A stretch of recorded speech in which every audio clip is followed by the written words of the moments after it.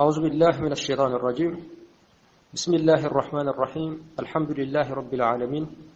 والصلاة والسلام على أشرف المرسلين سيدنا محمد وعلى آله وصحبه أجمعين.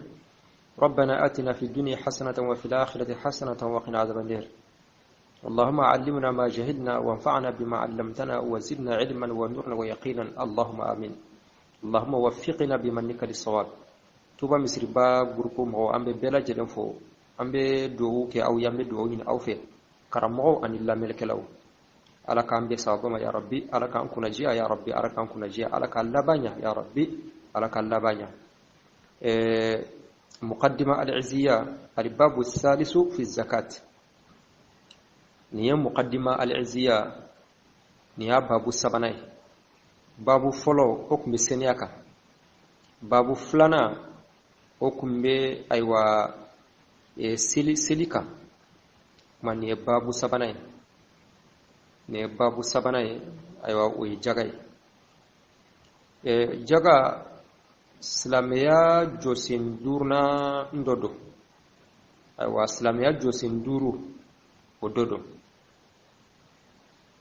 Islamia josin duru miye oye ka shida ka fo mashite wala ka seli jo ka jaganti ka so ka tahiji ma Islamia josin sabana ndiro aywa jaga be wajibi jonka abe wajibi na folo jumaina ni ala sona wal hanana tawna nimbela jele mina bangi ala ko qur'an ala ko khuz min amwalihim sadaqatan tutahhiruhum wa tuzakkihum biha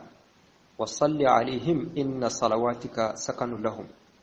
Ala ko ala kira sallallahu alaihi wasallam ko ala kira sadaqa min ukan nafulula akura jagade ko jaga min ukan nafulula ibe usiniyani aye ika duwo ke uye kadaka ika duwo uye basigi de uye ambal maslame u jaga nafa chaman de be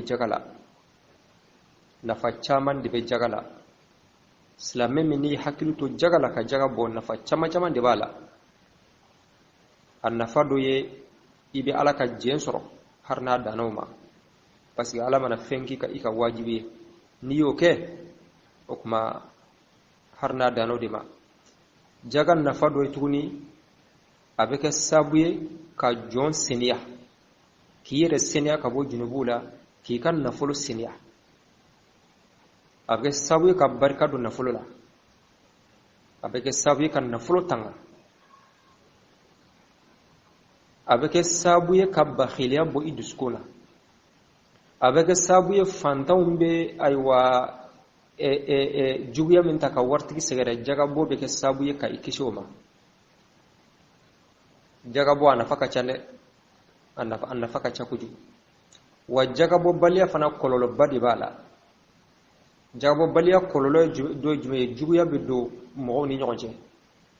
jaga bo baliya kololo do jume nye aben nafulo barka ban abi barka bo nafulo la jaga bo baliya kololo do ye abeke sabuye ka gelela nati sanjiko gelea bola gelea fasube jaga bo bala bi ni gelee ambalimaw na fulo soro sira kacha na fulo chaara me bebe kulela ko gelea bala angani renyini ngade angani renyini ga note hera in chaman be ala bolo ala tifu kala walillahi khaza'inus samawati wal ard ambe ka fembe ni herala a bela jelen manga sababu di ala bulu ala kasratala ala e fen ni yere da amde kama ka gelanu nun chama nya yere jugo yede ala kutaw ani jaga bo baliyaw mambe Allah subhanahu wa ta'ala deli ala ka aywa li manadi amma jaga bo baliya kololo do yituni lahara yankan kata ala ko qur'ana kono ko mu'minu men nafulu mara wote songa jaga bo wote nyuma ke katara fandawma ko kiyama dona man gonde kun nafulu mina yelma rek ka ke feride ubena nafulu yelma rek ka ke jahannama tasma kame ka ke feri ka tira mo passe nay wal iyaz billah ala kan din aw kisoma ambali maw jaga bo baliya kololo min bala kololo ka cha gele min be jiye kono bi aywa sabu kelente sabu flate me jaga bo baliya ko ni simba ala wali mahar ni jaga be bo ala ka bo chugo mina a teketi do yere ta bo yere fiyo wal ma do be do ke me ala ka ke chugo mina a teketi neti de ma fere bela jile ne be tege pour que ala ko jaga min ga bo akana bo abo chugo la ni ala sona nyefe am andabna do adola ambalimaw karamogo dakacha jaga ko na kosobe ngam mamin ta kololo do ni karamogo kuma jaga ko bafo ye ko fante di ula ote kololo min bala ubode do fantaw ni misigina ulude hinebe ula udi bubla folila ya famu note karamogo ke ba foko ka jaga dio mo ko be jaga bo be saka jaga di karamogo ba wa karamogo ke ba ka wajulu ke jaga boka esige ave ka fo mo minun ka me ulu bela jelenga jaga saka karamogo soro saka ke fantan nun ni desabaton de hinebe ala uri babla folila ani kololo min bala yanga kata min bala u siro dige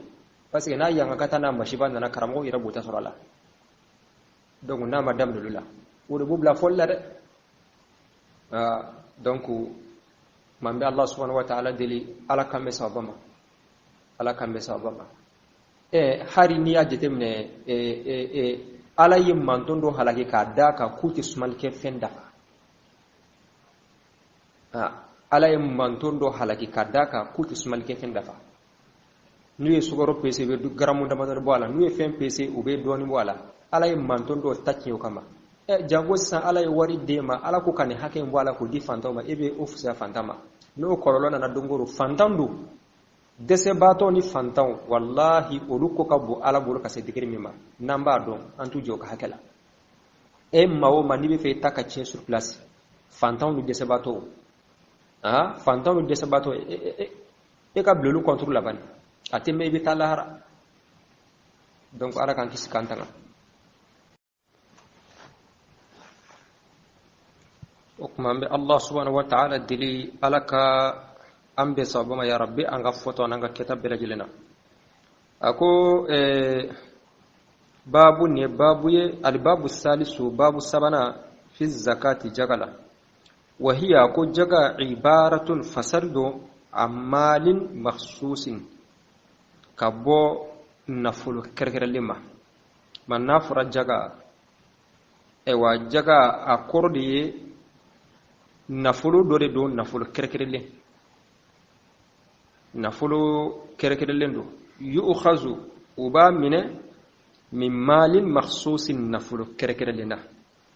jaga te bon nafulu belajelena jaga be bon nafulu mina ina fo sanu ni warje wali manga wari minu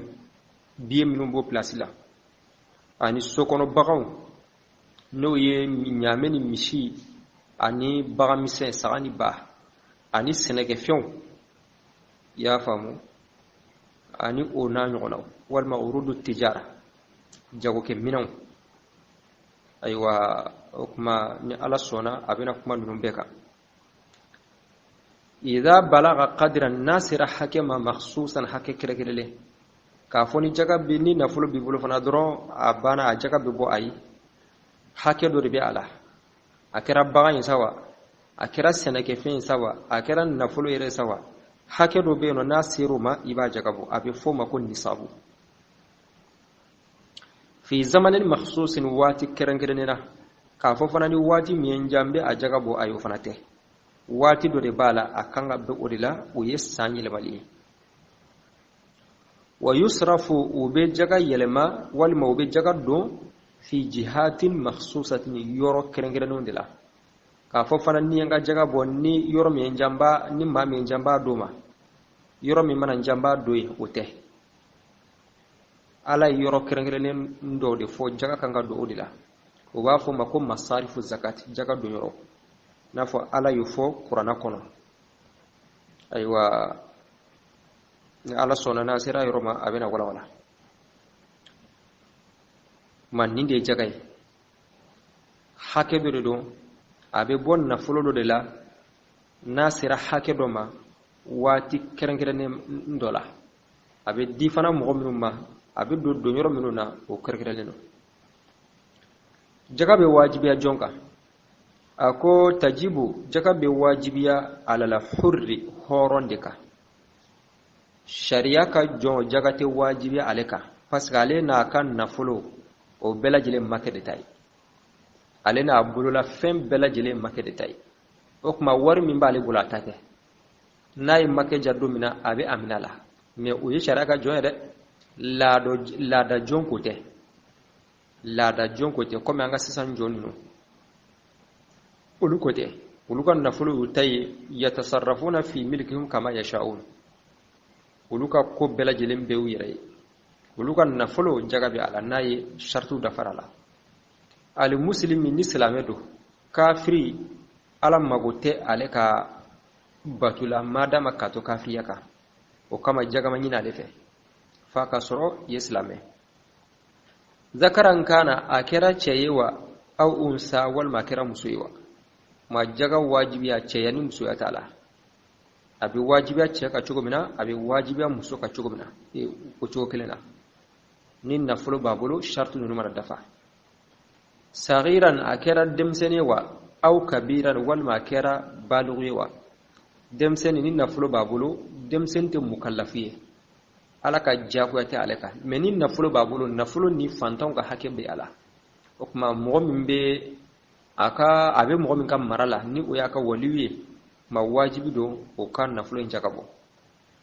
wajibi do kan nafulo njagabo wal makira balughiwa aberikele ala batu to taklifu bi ula ati wajibiya demsen ka be wajib balu de ka men nafulo ta fanfe abi wajibiya demsen ka parce que nafulo mi fleni fantaw ka hake bi ala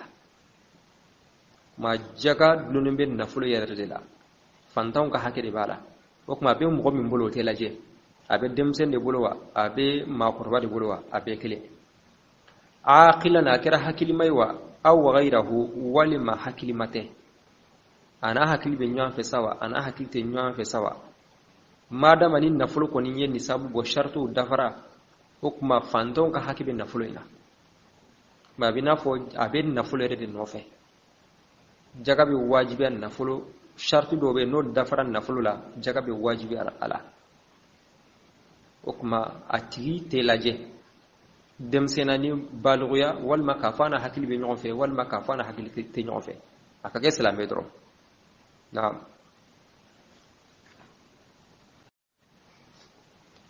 okuma ko nisabu ma wari nisabu ye joliye ya yirana ka fo jaga ti wajibi la fona sira hakeduma ni o nisabu ye okuma nisabu ye awa jumenye sanu ni warje ako fa nisabu dhahabi sanu nisabu 20 dinaran o ye dinari mugay sanu ni adlana ka ke wari ka nimero kala ikomi dorme kele dorme fla dorme saba abi fodi mako dinar na makete amulama walima amulukutulama abi fama ko zahabu ya note zahabu dinaru abelajile sanu de mais zahabu bo absaka to absaka beta amulukutulama walma amulama menad lana saka atoko ka qima do ala comme war flambulu jo dorome kele dorome fla dorome saba dorome nani okuma be fo mako dinar wala bo sanu kera teo amakete o valeri wala okuma ni sanu sera dinar mugama wodi ni sabui nasira dinar mugama odi nisabu bo wa nisabul wariqi warijan nisabu mi'ata dirhamin wa dirhamun kama flay ma warje fana wa fama al wariqu wa fama al fidda warje amugulama wal ma mulkutulama wa fiddai wal ma wariqu menad lana na fana lana ka ke wari ka qima dola comme dorme kele dorme fla dorme saba okuma be foma ko dirham yaay donc abi foma ko dirhamu de nad lana ka qima do ala dorome kele dorome fula dorome saba kuma abi fa ali ma ko dirham man nasira dirhamun keme flama o kuma jaga bi ala bon o kuma sisa min kan no ngoma sanu ko ni warjo ko la garamu abe be garamu hakke jumayma sanu nisabu dinaru mugani akanga be garamu jolima abe be garamu bishegi ani garamu duruma parce que dinar kele sharia ka dinar abe be 4,25 4 grammes 25 o kuma niyo goshi bishegi na mugana iba ya be be garamu bishegi ani garamu nani o kuma ni sanu mi bolo na valerie na yasoro muso iyere ka masir sanute sanu minum be iyere bolo walma warje minum be iyere bolo iba du iyere de la kafi ba fere ote kafi be ka maraka bla ka idum soro makono te iyere de tadu iyere ba du iyere la mana cheya chugo jakati ola ya fam o kuma jakati ola man ni sanu sera garamu bisheki ani nani ma jaga wajibira la warje dirhamun keme flaw kanga be 595 grammes garamu keme duru ani bi kononto ani duru ya o kuma garamu kelembe be dirhamun kelembe be 2, doni baje garamu sabala quoi 5 nyona baje garamu sabala ma niya bela jelen fa kanga be 595 grammes bo oye ni warje bi bolo nasira o ma jaga bi wajibi ala na to bo jagati ala o kuma war minum be ambo ni sabun don cugoti comme nunu de kumbe folo nunu de kumbe no bien nunu ni fen min kunde masna ni war be mo gombulo sefa wal ma euro wal ma français ibe yoro sa ni be feka ni sabu do ibe nyin ngali ke yeno sanu garam kelembe primina sanu garam kelembe primina ya fam ni yo dadondro moy bo goshi bishegi ani durula donc aba dima walima warje be garam kelembe primina ibo nyin ngali ke ni yo dondro ibo goshi keme duru ani bi kono ton durula abe awani sabu dima ibe yoro ma yoro tekelenye umawde kama dobe nyin ngali ke ko wari ni sa wari minum filamul ko ala ni sabu yjuli bo yoro tekelenye ibe yoro mina ibe jeteta odeka ibe yoro mina ibe jeteta yende mais ni ko kikan ni sabu ni sanu na akachan kosobe parce que sanu valeur be warjenye ni ko kikan ni sabuta aywa sanu na akachan kosobe surtout en feyano mawri kama don baw ko min kay ikan ni sabuta warjela ma huwa al-ahwat uri tangalelo uri kishilelo bo ojetela awon fayano misali yala sanu bo na jigna wana ni kemefla wana ni kemeduru na gelara katra wa duruma woni ko kika sanu ni sabuta wala kachale ni ko kika tayre wana ni na abeta fo 1,700,000 fo million kile ani wake min wabinani ya fam ni ko kika jete 20,000 la wana nanani ni ya jatola abeta fo 1,700,000 bon ni ya jate wa nani ani keme duru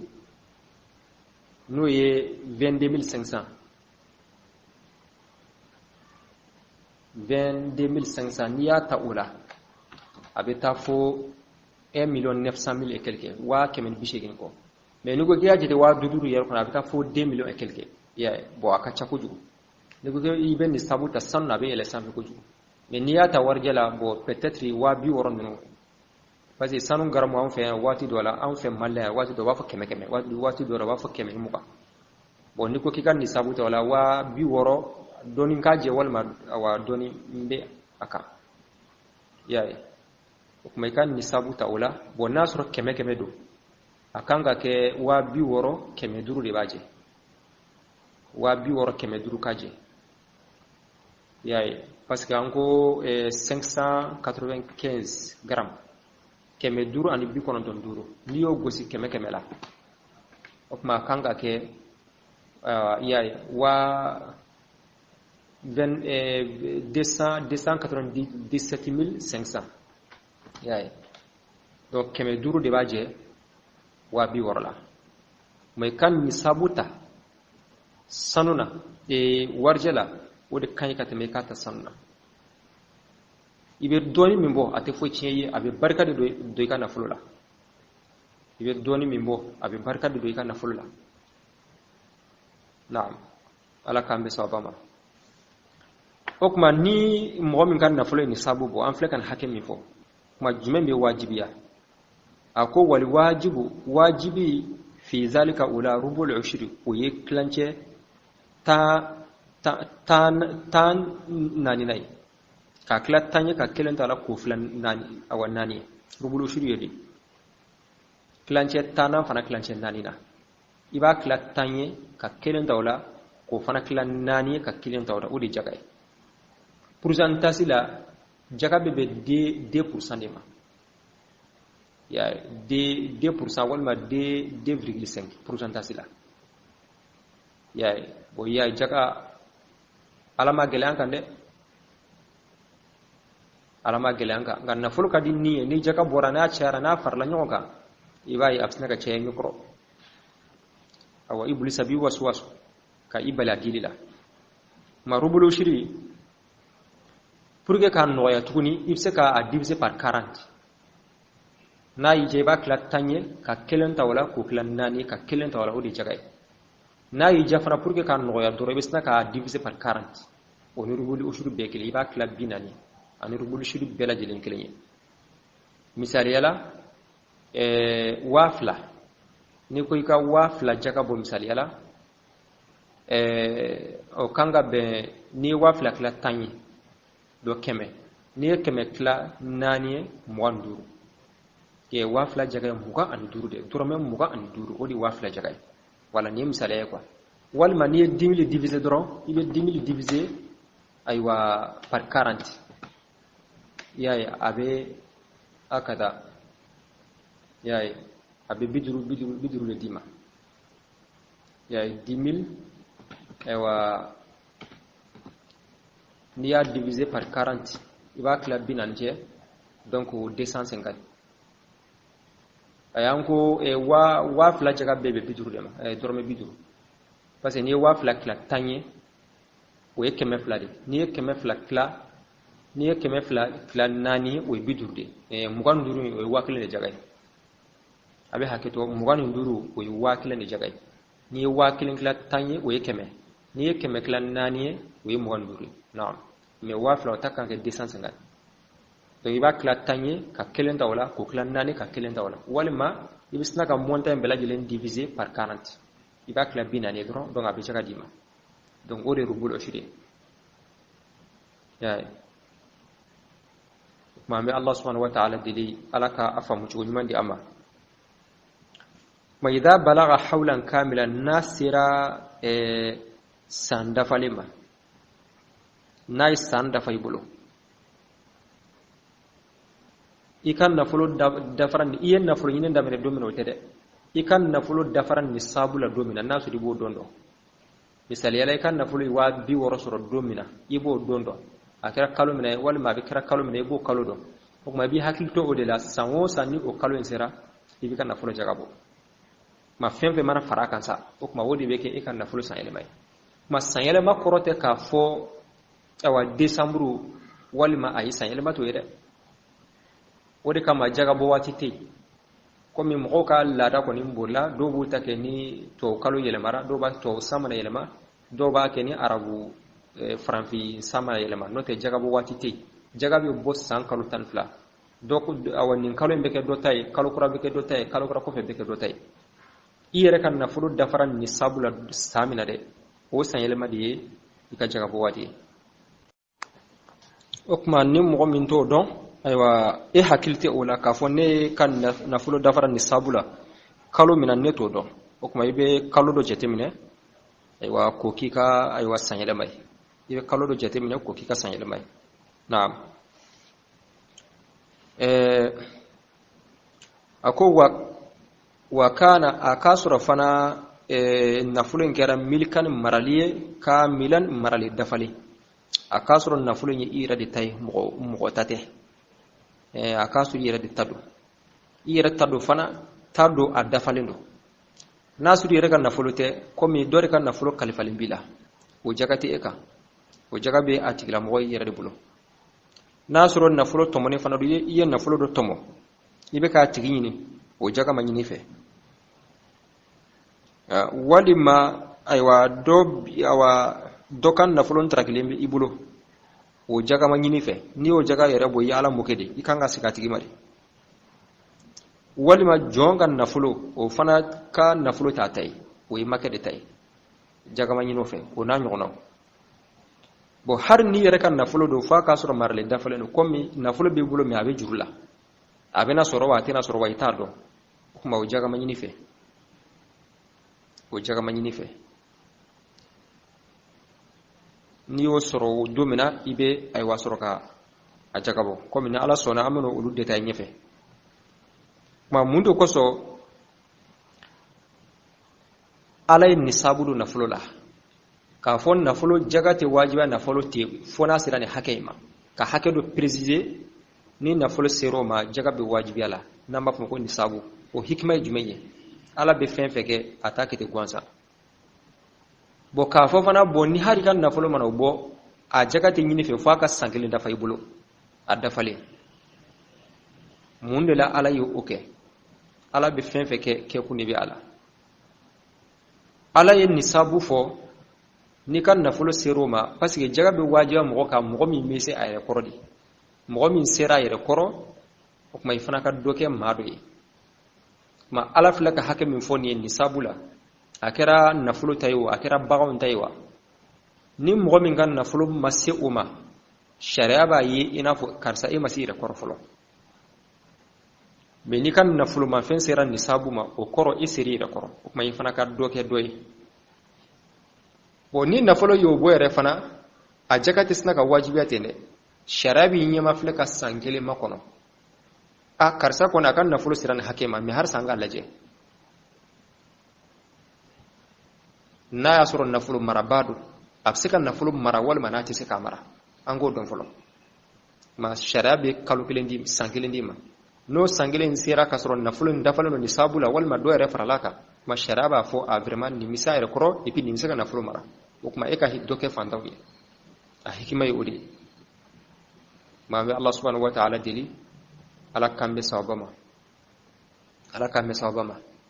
ija sayyidil awwalin wal akhirin ala ka garsige nyumandi annawma nafulu barkale ala ka di annawma ya rabbi ala ka labanya